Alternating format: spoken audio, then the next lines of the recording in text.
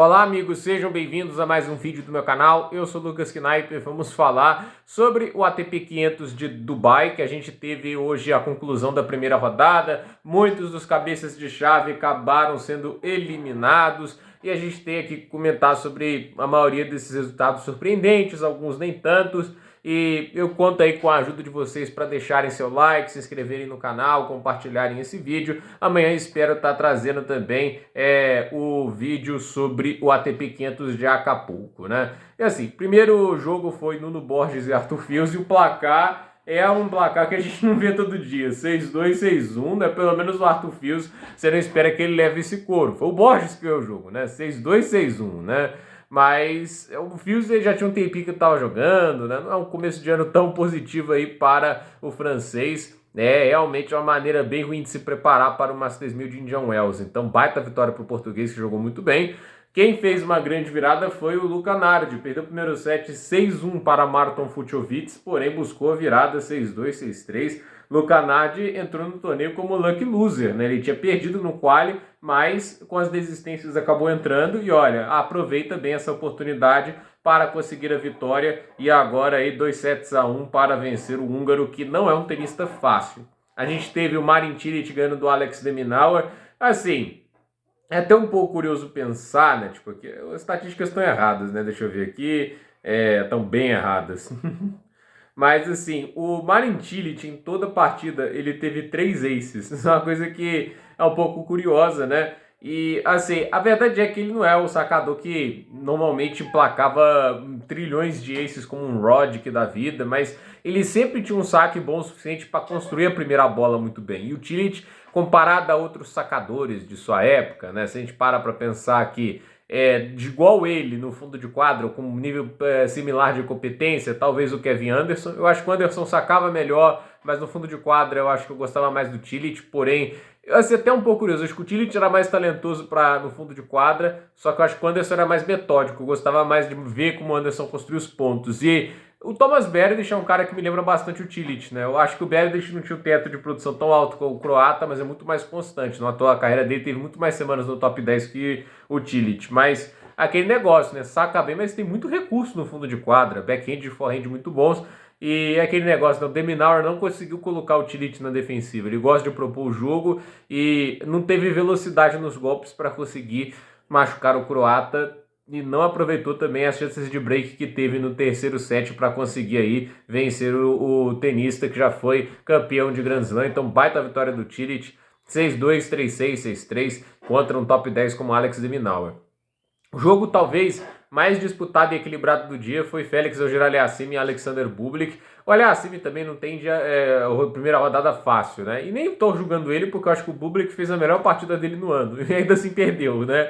O Bublik é assim esse ano, joga mal e perde, joga bem e perde, não tá tendo muito coisa positiva para ele. Ele despencou no ranking, atualmente é o 51 do mundo, mas foi um jogo bom pro Félix Auger-Aliassime, né? Porque ele precisa de confiança, ele precisa voltar àquele nível anterior dele que o possibilitou ser o 6 do mundo, né? Ele já foi um dos grandes protagonistas, uma das grandes esperanças aí como podemos dizer, da passagem de bastão para uma nova geração, dele ser um dos grandes protagonistas do tênis. E assim, acho que ele tá jogando melhor, eu acho que ele tá melhorando, eu tô gostando bastante de ver ele nos games de devolução. Ele produziu 16 breakpoints contra o Bublik hoje, tudo bem, é o Bublik, né? A gente sabe que ele dá muitas chances aos adversários, mas é legal ver o Aliassime conseguindo boas vitórias e não caindo em estreias como estava acontecendo com muita frequência nos últimos 2 anos. O Talon Griekspoor venceu o Roman Safiullin, olha, tava 7-5, 5-4 e 40-0 para o Safiullin. E a gente teve a vitória do Griekspoor, 2 horas e 59. Esse foi o jogo mais disputado do dia, né? Mas assim, 5-7, 7-6, 7-6,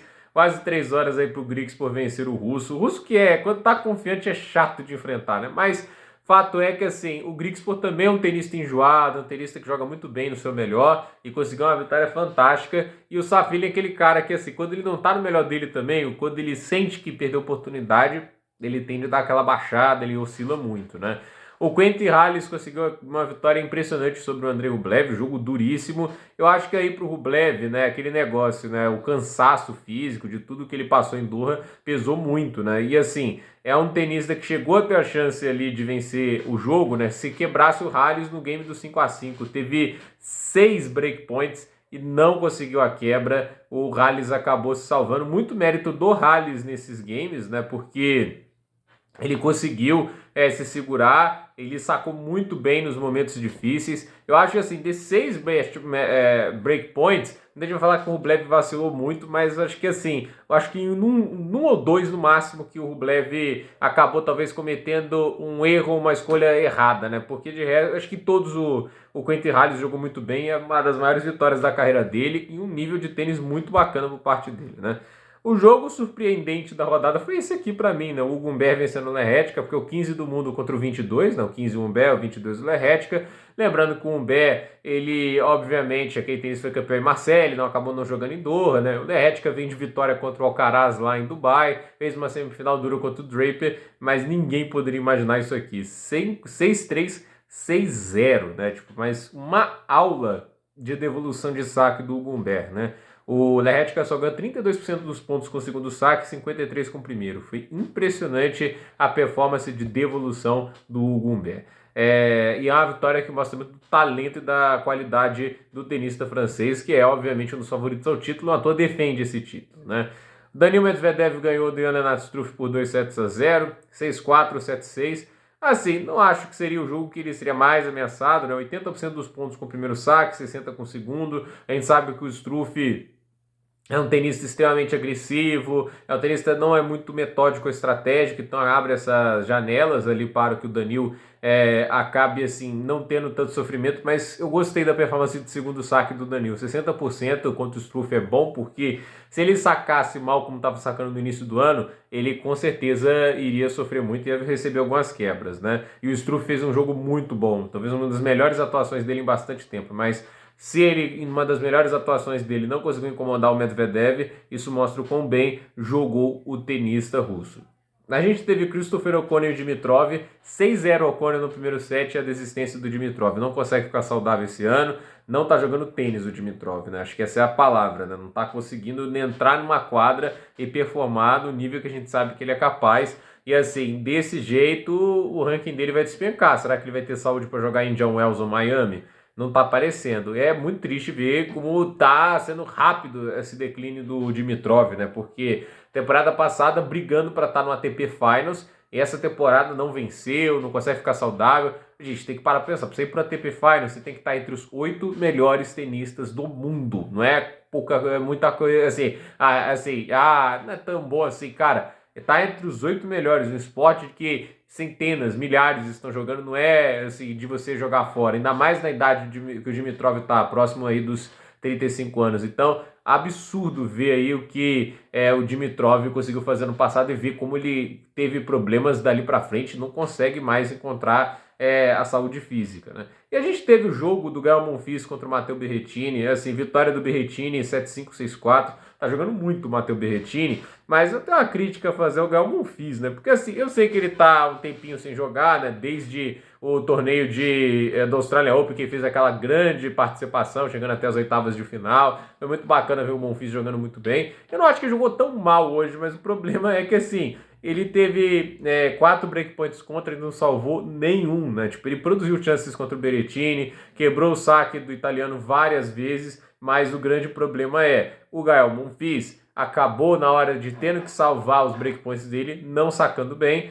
e assim, porcentagens baixas de pontos com o primeiro saque e com o segundo, e eu acho que o saque fora de sintonia é muito fruto da falta de ritmo, né? Porque se lá no Australian Open ele vinha de semanas jogando tênis em sequência, ele joga Brisbane, aí ele joga Auckland, e aí ele vai para o Australian Open, né? É um ritmo muito grande, então ele já tá sentindo bem o contato da bola, então isso não é de se jogar fora. O Berrettini vem jogando o mês todo e o Monfils tirou um mês de férias, né? Não voltou com o ritmo todo, deu pra ver que ele não tava jogando igual no Australian Open, não tava acelerando os golpes como ele gostaria, sendo quebrado várias vezes, né? Tipo, ele foi quebrado 4 vezes na partida, em 4 chances, tipo, olha no Australian Open, quando tava difícil quebrar o saque do Monfils.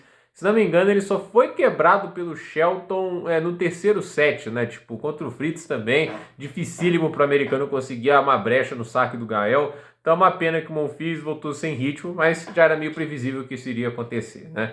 E assim, amanhã no torneio de Dubai teremos Marin Cilic contra Alexei Popyrin, Nuno Borges contra Félix Auger-Aliassime. São os jogos das 7 horas. Depois vai ter Lucanardius e Zubergs, Talon Grigspor e Hugo Humbert, o Bautista Agut contra o Quentin Halys, Daniil Medvedev contra Giovanni Mepich Perricard, Matteo Berrettini contra Christopher O'Connell, e esse jogo aqui que encerra o dia, que tem potencial para ser muito interessante, que é Stefanos Tsitsipas contra Karen Khachanov. Então quero saber a aposta de vocês. Gente, por esse vídeo é isso, dúvida nos comentários, deixe seu like, se inscreva no canal, compartilhe esse vídeo e até o próximo vídeo.